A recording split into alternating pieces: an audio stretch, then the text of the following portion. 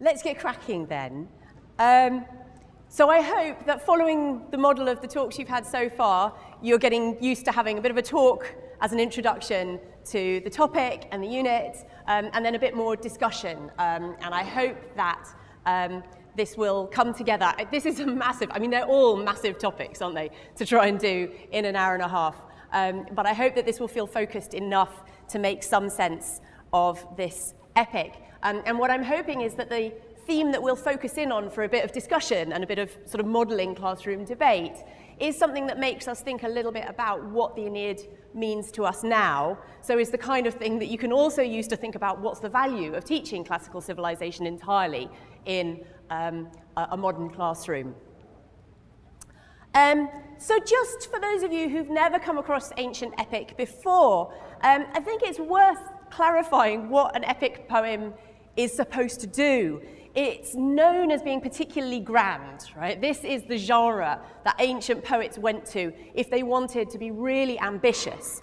And the earliest Greek epics from the archaic era onwards, and I think you've already had a talk about Homer's Odyssey, emerged from a process of oral composition, right? They're a kind of improvisation process. And that in itself then influences the development of the genre, which has certain formal characteristics that seem to have emerged from that tradition of oral composition, even when the poets have moved away from that kind of way of producing poetry. But there are other characteristics of epic poetry that we find in all of these works, by Homer in particular and by Virgil that we'll be looking at now. They are extremely long, for one thing. It's something that can be quite hard to get students to read all the way through because there's an awful lot to them. They are in a regular meter. We often don't see that from a prose translation. I'm a big fan of poetry translations, just to remind students that this was originally written, in lines. Even the line breaks themselves are quite significant. And they are about heroic figures and events, usually from the deep mythic past, right? So they are always set at a distance from contemporary reality, with a very few exceptions. But at the same time, they often have some relevance to the community that is writing these genres. They have some kind of foundational significance. People start identifying with these figures from the deep mythic past and use them to think about, who are we now? And I think because of that, that makes epic a very interesting genre for us to present to students now as well and say, who are we now? What is an epic poem doing for its ancient audience, but also what does it do for us as a modern audience? Are our values the same, or are they actually very different? Would an epic poem written now look very different? They often have a very masculine focus as well. My talk this afternoon is going to be about women. Epic is generally considered to be the genre for men. It's about men, not entirely. There are plenty of very significant female figures, but it's often about male education, male coming of age. It's about war, and in the ancient world, that is primarily about men, at least on the battlefield, even though the implications of war stretch out throughout society. And we're going to be focusing on Virgil in this talk. In his earlier poetry, he describes epic as about kings and battles. And that's got a useful kind of base point to say, okay, that's what an epic is supposed to be about, kings and battles. So it's about heroic, elevated, elite figures in war. Having said all that, the Aeneid is very different from the Homeric epics. And to have a unit that invites students to look at one Homeric epic and to look at the Aeneid, I think is very helpful. They are both in the same tradition and yet strikingly different. It is an epic. It's a Latin version. Again, when you're working in translation, it's easy to forget that these are two very different languages. Latin itself struggled for a long time to work in the meter of Greek epic. So it becomes very formal sounding to a Roman ear epic. It feels quite strange. It's very long, again. The Aeneid is just under 10,000 lines. This is a huge project, divided into 12 books. And it's also about legendary figures. And in fact, what you'll know, if you've read the Aeneid before, is that a lot of the characters that we find in Homeric epic also appear in the Aeneid. And the events are taking place at very much the same time. Virgil has located his epic for the Romans at exactly the same time as Odysseus is supposed to be traveling across the Mediterranean. But this time he's focusing on the Trojans, this small band of Trojans who are crossing the Mediterranean. But there is obviously a huge difference in the fact that not only are we working in a different language, but we're in an entirely different millennium, right? This is nearly a millennium after Homer was composing. And it was done in Rome, in a huge, one of the biggest cities in the ancient world, and it was done in writing. So a very different compositional process, something that is much less communal, much more about one individual figure sitting, pondering for years and years. And we're told it took Virgil years and years to produce this poem. So a very long, slow process. But the most important difference that we have to remember between the Aeneid and the Homeric epics is the political context in which it was composed, right? The Aeneid is composed in a whole new context in which the leader of Rome, Augustus, who has newly named himself Augustus, has only recently scrambled to the position of ultimate power in Rome and is looking to cement his position by redefining what it is to be Roman and what Rome itself is as a city, and placing himself at the center of this. Whether Virgil was fully in favor of this is one of the big questions behind the Aeneid. How supportive is Virgil of Augustus? But we cannot deny that Augustus's goals are clearly embedded to some extent in the Aeneid. And so it has a purpose that is slightly different from, or considerably different from that of the Homeric epics. So, this epic is the story of very early Rome. And we have two foundation stories for the city and later the empire of Rome. One foundation is that of the twins, Romulus and Remus, which you might know. And the other story is the story of a band of Trojans who are led by this hero Aeneas from the ruins of Troy after it has been razed to the ground by the Greeks at the end of the Trojan War, and who move across the Mediterranean to find a new place to live. So this is a deliberate choice that Virgil has made, to go for a more Greek foundation story, not for the Romulus and Remus story. He's going to go for the story that allows him to engage with the Homeric material, much more than that sort of more local Romulus and Remus story. And it allows him to draw parallels between what's going on with Aeneas as the leader of this band of men and the new Roman leader Augustus at Rome. It's clearly a very conscious choice to go for this particular story, because we also know that Augustus liked to claim descent from the family of Aeneas. So this is a huge tribute both to Homer the poet and to Augustus, this new leader.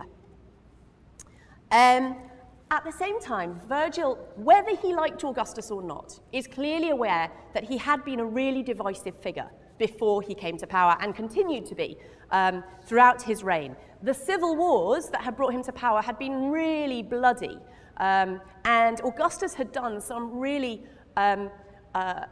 horrendous acts of violence as part of that process.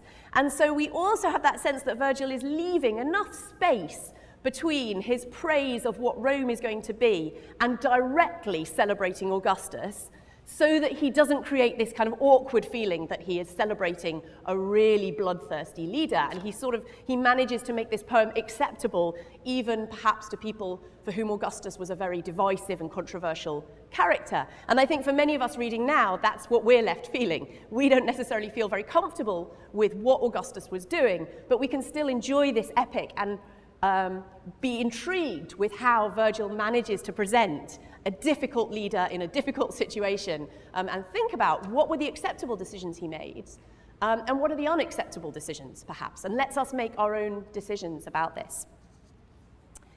So just in case somebody doesn't know the story, I thought it was just important to give a broad stroke sense of what happens in this massive text. So the story begins with Aeneas and his band of shipwrecked Trojans. Here we go, I get a little bit of detail about what's happening in this epic. The story begins with Aeneas and his band shipwrecked on the shores of North Africa due to the machinations of the goddess Juno.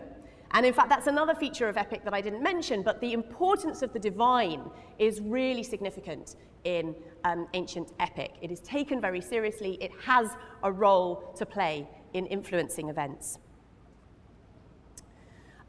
So he's shipwrecked. He makes his way to the newly founded city of Carthage, where he is welcomed and spends a year in a relationship with the queen of Carthage, Dido. And while he's there, he tells the story of the fall of Troy and his earlier wanderings around the Mediterranean in a 2-book flashback, which is exactly modelled on Odysseus's narratives in the Odyssey. Very similar thing happening there. But ultimately, the main god in the Roman pantheon, Jupiter, insists that Aeneas has not been following his destiny by staying in Carthage, and he moves Aeneas on, who has to go on in search of his own homeland, which is going to be Italy. The result of which is that Dido commits suicide and curses Aeneas and his descendants to enmity with her city. And this is one of those moments where we get a mythical justification for historical events that will happen in the future, because Carthage and Rome will end up being enemies in the future. So then Aeneas gets to Italy. He takes a trip down to the Underworld to see the ghost of his father, and he attempts to settle in Italy. But he finds his efforts are thwarted, and he is embroiled in a war with the current inhabitants of the land. And that war is led by a local chieftain of a group of people called the Rutulians, and his name is Turnus. And Turnus becomes the kind of anti-hero to our Aeneas, but also in some ways his doppelganger. So these two characters end up fighting over who is really to be in charge in Italy. And Aeneas finds some allies to whom he proves very loyal. And in particular, when his protege, Pallas, the son of the man that he makes the most significant alliance with, when Pallas is killed by Turnus, Aeneas is enraged. And this act means that when Aeneas has the option to be merciful at the end of the epic, and we'll look at this, he decides instead to go for vengeance on behalf of Pallas, leaving us feeling very unsettled. That's the biggest decision-making process that Aeneas makes in the epic, and it's the most problematic one. Did he make the right decision to avenge his protege, or should he have been merciful to the people that he was effectively in some ways invading? We'll think again about what terms should we use for what the Trojans are doing. Now, what I wanted to do, again, to try and give a sense of the grand scheme of this epic, is to think about how carefully and cleverly plotted it is. One of the first things that a student of the Aeneid is always told is that the first half is modelled on Homer's Odyssey, and the second half is modelled on Homer's Iliad. And this is Virgil doing this kind of totalizing job of saying, we can do the whole of Homeric epics, and each of them is in 24 books. I can do the whole lot in 12 books. And the reason for that identification between the Odyssey and the Iliad is because the first half shows the Trojans wandering around the Mediterranean, as I say, at exactly the same time as Odysseus is doing that, being very much an Odysseus figure, and the second half shows them at war, which is very much the story of the Iliad. So that's one way of thinking about it, and I've given you a couple of terms that people use for describing how that structuring process works. Some of you will have heard this phrase, a work starting in medias res, a Latin for going right into the middle of things. And Horace was a poet writing at exactly the same time as Virgil. He actually describes what an epic poet is supposed to do. And he says he hurries the reader into the middle of things, as though they were quite familiar. Well, that's exactly what Virgil does. We just leap straight into the storm at sea, the Trojans traveling. But interestingly, and again, we'll look at this in our session when we're a bit more interactive, the second half, book 7, the second half of the Aeneid, actually seems to suggest that this is a step up. And Virgil explicitly says, I'm introducing a greater work at this time. So Virgil very clearly indicates to us that there is a move from one kind of epic to another in the second half of this text, and somehow there's something more elevated about this second half, the warring part, rather than the wandering, not sure where we're going part. Having said that, I like to think about other ways of dividing up this epic, and you get a real sense of its complexity when you do that. So we have a sense that it's very goal-focused, but I'm going to put these up. We can also divide it up into thirds, which slightly changes that sense of befuddled Trojans not sure where they're going through to martial Trojans redefining what it is to be a winner compared with what happened to them in Troy. And that is to divide the epic up into thirds and think about how that slightly unsettles that sense of purpose. So, one way of thinking about it is that the first 4 books are the tragedy of Dido.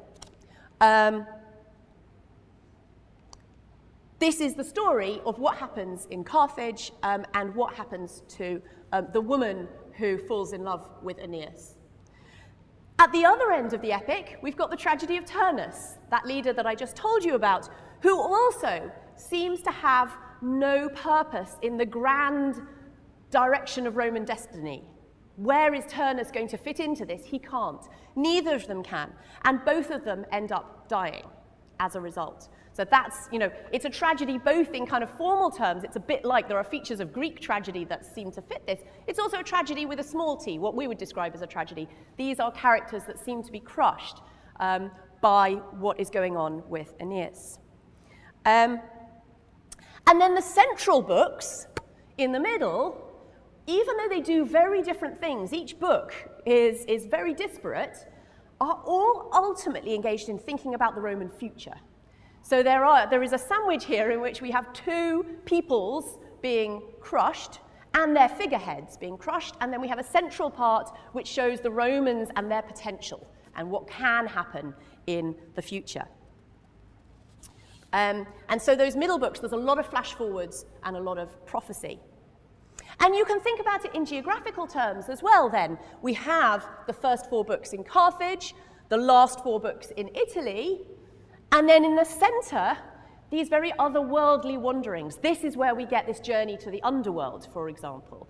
This is where we have some funeral games taking place on Sicily, which is sort of, there is this sense that it's not quite Italy, but we're nearly there.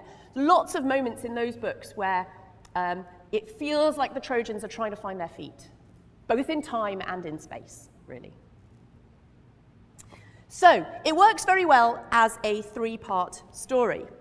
And I just want to signal now, again, something we'll talk about later, is the way in which that 3-part story is kind of defined by 3 moments in which we are invited to reflect upon weapons that Aeneas has.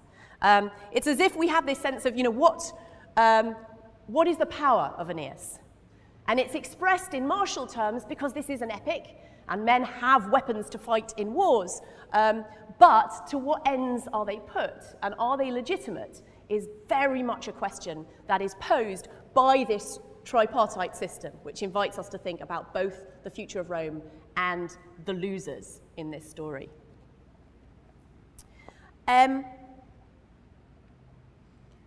So what I want to do for the rest of this moment where I'm doing most of the talking, and I'm really looking forward to you kind of talking back at me in a little while, but what I want to do to set up some of that discussion is to focus some thoughts on how this story about Aeneas and the Trojans and the way in which they relate to other peoples, like the Carthaginians, like the different Italian tribes living in the place that they want to settle, how does this allow Virgil to create a narrative that asks its audience to think about how are communities formed?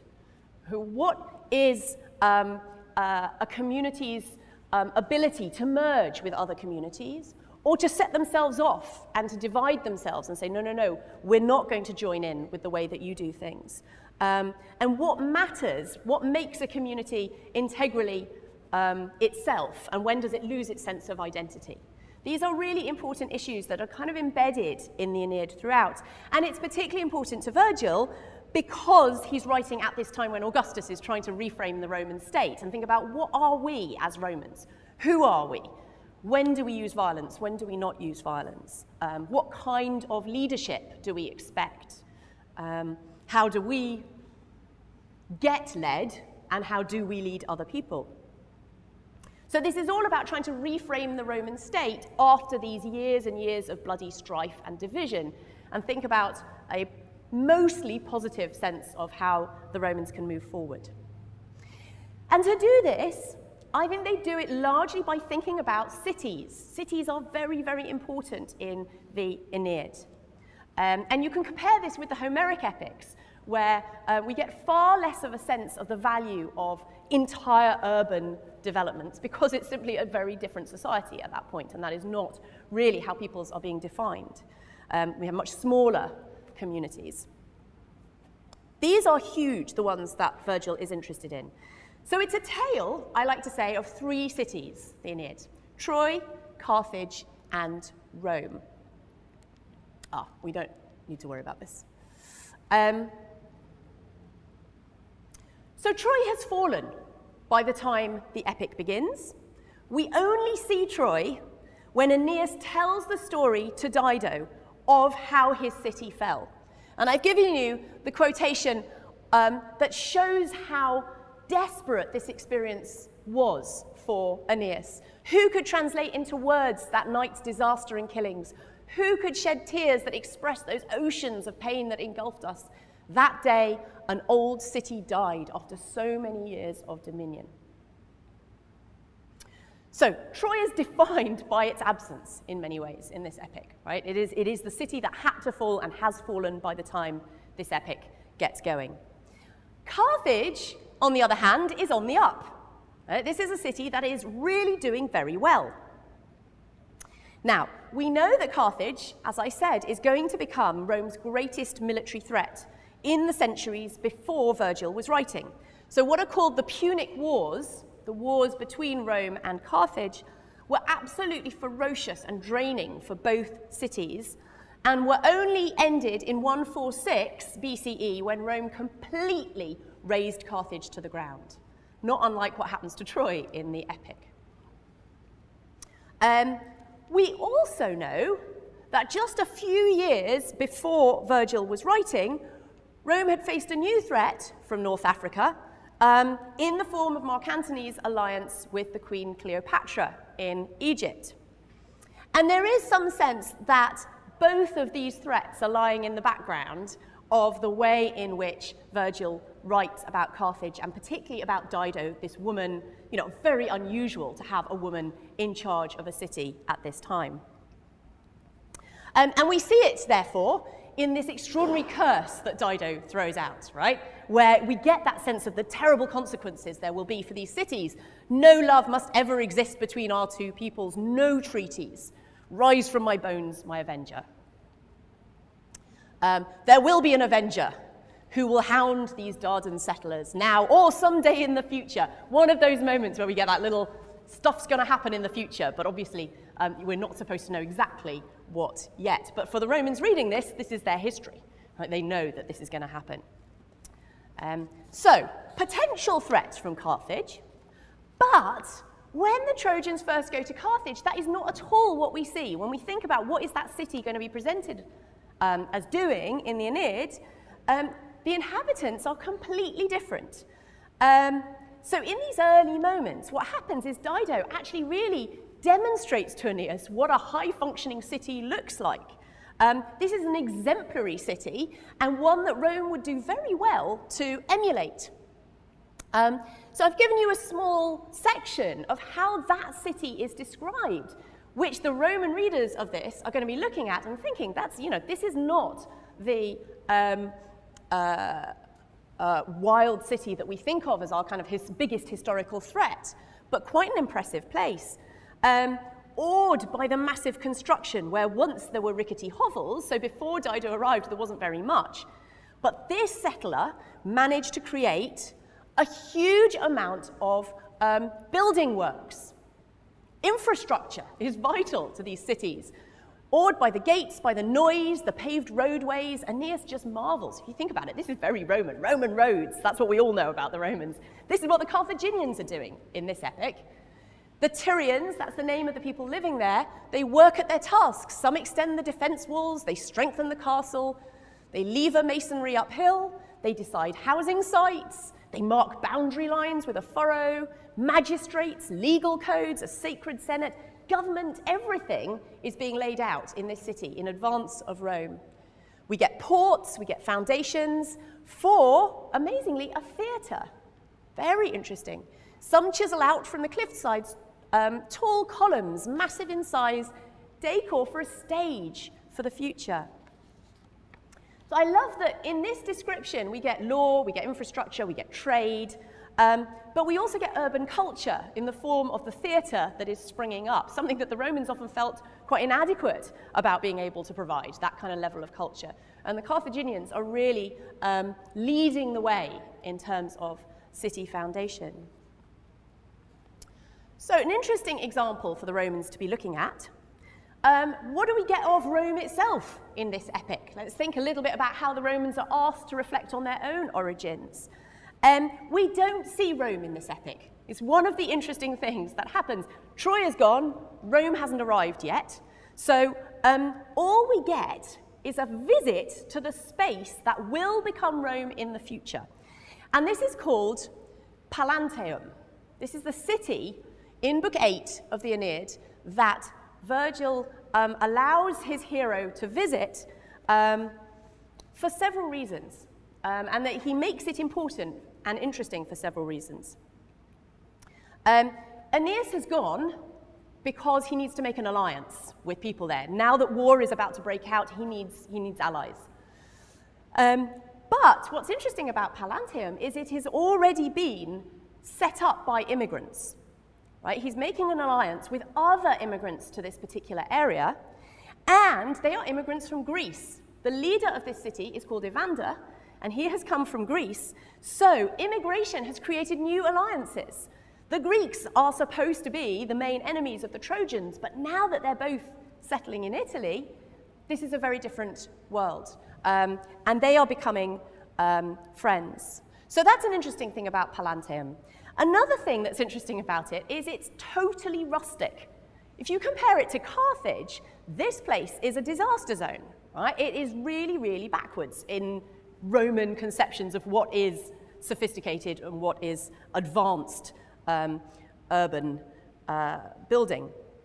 So it's clearly the site that will become Rome, and Virgil names particular places like the Capitoline Hill, things that everybody knows that is Rome, it has to be Rome.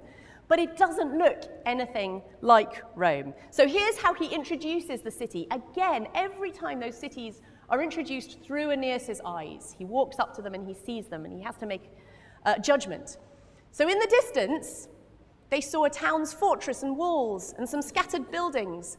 It's a place Rome's dominant power raises high as the heavens now, but in those days, no more than Evander's impoverished holdings. And that now is very significant. You really look out in the Aeneid, there are so many moments where you get now, then, in the future, in the past, where you're asked to kind of have this little mental shift and to think about those layers of history that Virgil is sort of excavating every now and again.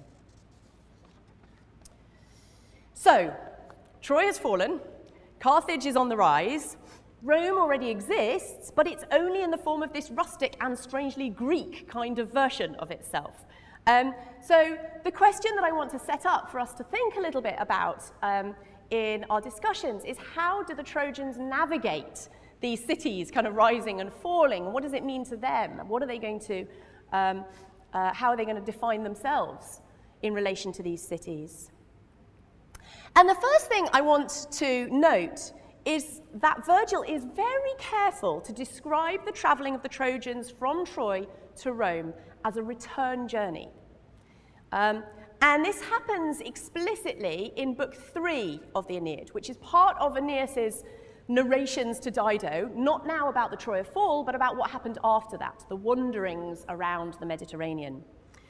And he explains, as part of that narrative, that the desperate Trojans had received a prophecy that encouraged them not to go to a new land, but to go home, effectively. And this is what it says: Dardanus' rugged sons, the first land that nurtured your parents' roots, will, on your return, take you back to her welcoming bosom.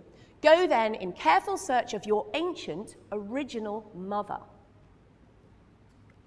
And the story goes back. I mean, this is, again, a legitimate part of the myth. The story was that Dardanus, the original founder of Troy, had actually come from Italy.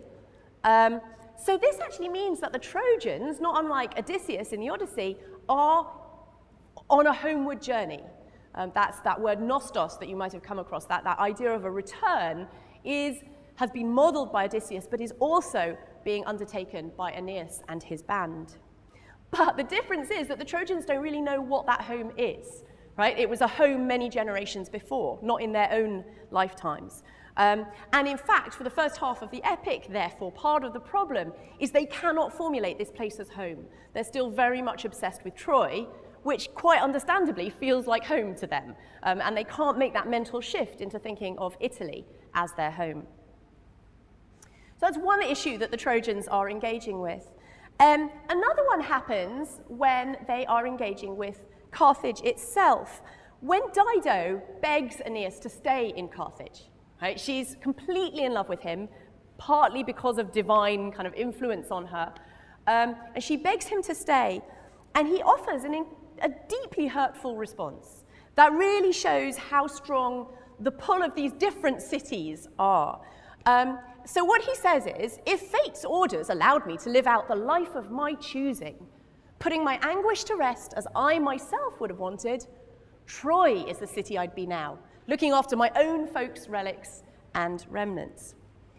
And you've got to see how this comes as a real slap in the face, right, to Dido, who really was hoping that he'd say, if fate's orders allowed me to live out the life of my choosing, yes, I'd stay with you. Of course I would. I'd be in Carthage. But he doesn't. He doesn't even have Carthage as his second choice, really.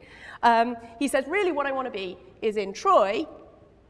And then he moves on. He obviously has this awareness that he has to start reframing his choices because Troy is not an option anymore. And he says, actually, I've got to go to Italy. This is my love and my homeland. And it's like he's trying to convince himself at this point. It's not his homeland. He's never been there before. But he has to make it his homeland and think about it in those terms. So it's a kind of double whammy for Dido to have to deal with. He is incredibly insensitive in Aeneid 4. It's one of the extraordinary features of Aeneas and this heroic figure who is very thoughtless. Something interesting happens that I just want to mention before we wrap this all up. And that is that as the Trojans do start engaging with this process of detaching themselves from Troy and attaching themselves to the new land that they have to go to, they are increasingly caricatured and mocked for certain negative characteristics that are associated with their point of origin. And these are explicitly stereotypes and caricatures that frequently pop up in the ancient world for thinking about other people. How do other people behave? And how are we more civilized than other people? And it happens, as you might expect, particularly when people feel threatened. Right? And they start becoming very defensive and saying, well, we're not like that. And they also very much take refuge in gender stereotypes as well as ethnic stereotypes. So you see this kind of closing in happening in the Aeneid. But what's really interesting is that the Trojans are on the receiving end of this bigotry, basically. So, for example, when Aeneas gets romantically entangled with Dido, it turns out that he also inadvertently makes the native inhabitants quite jealous of him, because they had been hoping to create some kind of alliance with Dido. And the African leader, Iarbas, who is jealous of this relationship with Dido, prays to Jupiter. It's an interesting god to choose to pray to. Jupiter is the most Roman of all the gods, right? So we have this local African leader who goes straight to the top of the Roman pantheon, claims a privileged route to the god who is ultimately in control from as far as the Romans see it. And he prays to him with this really scornful description of the Trojans. So he first criticizes Dido, this woman who wandered within our borders, founded Cashdown, a very small city. We gave her a few coastal ploughlands, and she rejected our offer of marriage. Then she took in Aeneas, made him her master and lord of her kingdom, helped, and this is where it starts to move into the realm of bigotry, helped by his eunuch entourage, this latter-day Paris, so, the most unmanly in the sense of the most unmartial of the Trojans. He's associated with Paris, this latter-day Paris, chin kept in place by my Ionian bows, and his hair by conditioning perfumes, controls what he's raped. So you start seeing the Trojans being presented in very problematic terms by the locals in the places that they are going, and often disrupting in the process. But at the same time, just completely inadvertently trying to settle, trying to find a home. And this attitude to the Trojans is not limited to what's happening when he's in North Africa. Once the Trojans get to Italy and war breaks out with the local tribes, Aeneas' son, Aeneas, is jeered at when he first tries to fight. And he's jeered at by this Italian called Numanus Remulus. And he gives him a talking to about what is special about the people that were actually born in Italy. Again, very stereotypical Roman sense of what are our virtues. We are a species tough from the roots. We carry our newborns straight to the rivers to toughen them up in the cold and the water. And then at the other end of life, old age, as it slows us, can't either lessen our strength or diminish our vigor of spirit. We hide our grey hairs with our helmets. You, with your needleworked saffron and gleamingly purpled apparel, you take delight in inertia. Inertia is very problematic for Romans. Indulging yourselves in your dances. Tunics for you come with sleeves, and your bonnets have nice little ribbons. You're Phrygian women, not Phrygian men. Again, you can see those gender stereotypes going on, those stereotypes that these are men who are more concerned with their appearance than with their actions, who are overtaken by a desire for luxury and for erotic indulgences. And these are all really problematic in a Roman world that privileges above all self-control, and that may well involve self-denial as well. So as the Trojans move from Africa to Italy, they reach a position where they are thoroughly deracinated, right? They're no longer really Trojan, and yet they're stereotyped as effeminate foreigners, even as they are also being forced into aggressive confrontation with these people, where they end up having to prove how martial they are and how manly they are in this new world. This is really problematic for them, and it's not helped by the really fundamental fact that it's easy not to notice in this epic, but that they never found a city successfully in this epic. So Aeneas clearly longs to have his own city. We saw that from his response to Dido. And every city he comes to, he stares at obsessively. He's very driven by what he sees, Aeneas. You see over and over again, he has to be kind of encouraged to stop staring at things because he's just very interested in images. So he lingers over the fall of Troy when he tells that story. We get this extraordinary description of the city falling. He's fascinated by the growth of Carthage, and we just saw that. And he loves that trip to Pallanteum as well. He's really, really intrigued by it. But we don't see him found a city in Italy, even though we're told that he will found a city called Lavinium, to be named after his future wife, Latin wife. But it doesn't happen in the Aeneid. The only digging, and I use that word quite deliberately, the digging that he does to dig the foundations is, the Latin word for digging is used to describe how he digs his sword into Turnus at the very end of the epic. So instead of a foundation story about a city, we get a story of violence against the inhabitants of the land that the Trojans want to live in. So it's about violence, not about building, by the end of the epic. And this violence is particularly unsettling when we read it alongside the most straightforward description of Roman virtues that we are given in the Aeneid. And this comes in Aeneas' visit to the Underworld, which takes place at the very heart of the epic in Book 6, where I told you a lot of these wanderings are about thinking about what are the Romans going to be in the future. And at the heart of that is a moment where Aeneas meets his father Anchises, and his father tells him some home truths. And among the many things he says are these three really important lines. You who are Roman, it's not even quite clear who's the you there. Is he talking straight to Aeneas, or is he kind of talking out to the audience? But anyway, we're told that the person who is Roman should recall how to govern mankind with your power. These will be your special arts: the enforcement of peace as a habit, mercy for those cast down, and relentless war upon proud men. So it's one of the only moments in the epic where we're told how are Romans supposed to behave.